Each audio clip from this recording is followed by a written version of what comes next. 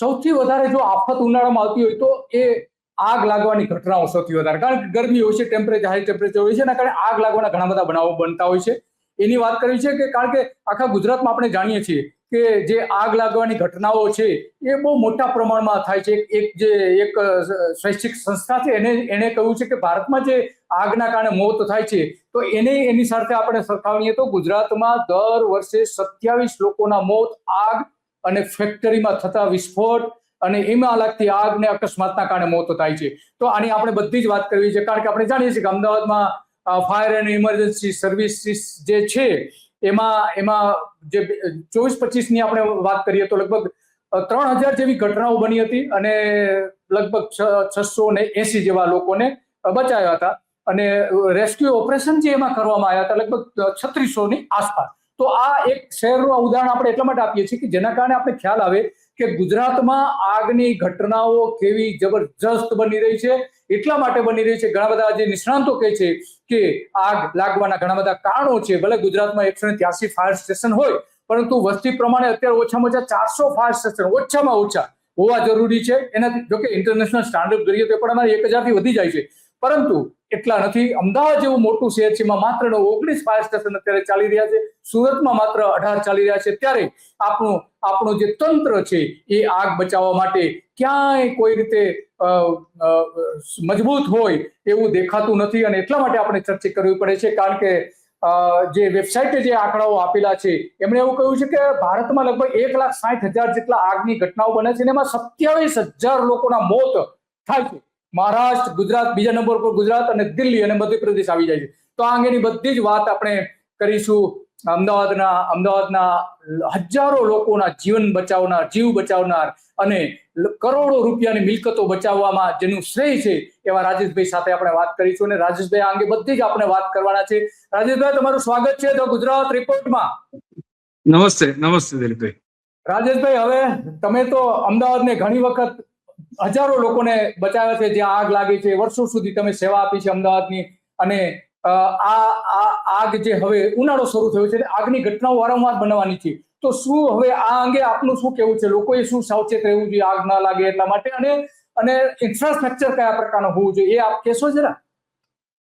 આપણે દિલીપભાઈ ખૂબ જ મહત્વનો સંવેદનશીલ મુદ્દો અને એકદમ પ્રોપર ટાઈમે આજે ચર્ચાઈ રહ્યો છે કે જ્યારે ઉનાળાની શરૂઆત હવે બહુ નજીકમાં થવાની છે.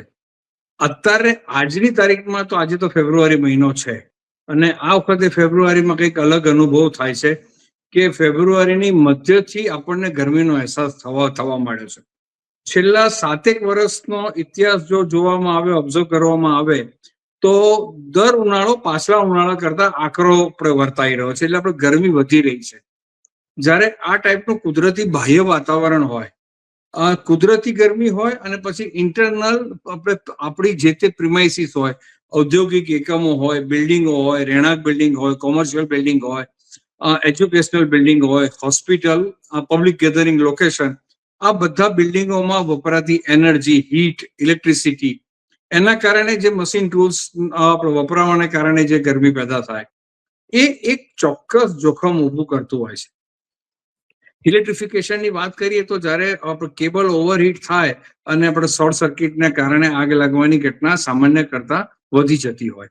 એક તો વાતાવરણની બાહ્ય ગરમી અને આંતરિક, મેં જેમ આપણે અગાઉ ચર્ચા કરી એ પ્રમાણે ટૂલ્સને કારણે, મશીનરીને કારણે, એક તો પ્રોપર વેન્ટિલેશન ના હોય, બધું બંધ ઈજ કરી નાખ્યું હોય અને ક્રોસ વેન્ટિલેશનની પરિસ્થિતિ ના મળતી હોય.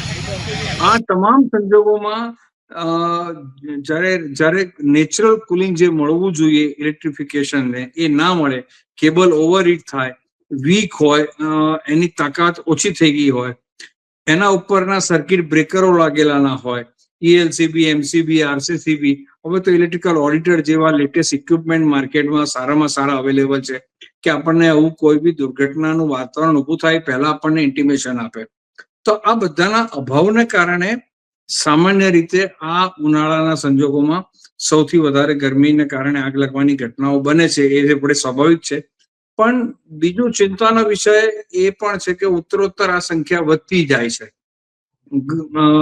22-23 માંથી એના કરતા 23-24 માં થઈ, 23-24 માં થઈ, એના કરતા 24-25 માં આંકડો વધી ગયો, 24-25 નો આંકડાની આપણે સરખામણીમાં હવે 25-26 નું જે આપણે વાર્ષિક અહેવાલ આવશે તો એમાં આંકડો કદાચ આના કરતા પણ વધારે હશે. તો આ જે આગના બનાવોની જે ઘટના દિન પ્રતિદિન જે વધે છે એ ઘટનાને કંટ્રોલ તો કરવી જ પડે, અને કંટ્રોલ કરવા માટેની જે પરિસ્થિતિ છે એમાં લોકો ક્યાંક ને ક્યાંક પોતાની નિરસતા દાખવી રહ્યા છે, નેગ્લિજન્સી છે કે વખતો વખત જે ઇલેક્ટ્રિકલ ઓડિટ હોવું જોઈએ, પોતાના બગડેલા ઇલેક્ટ્રિક ઉપકરણોના સાધનોનું મેન્ટેનન્સ ના થતું હોય.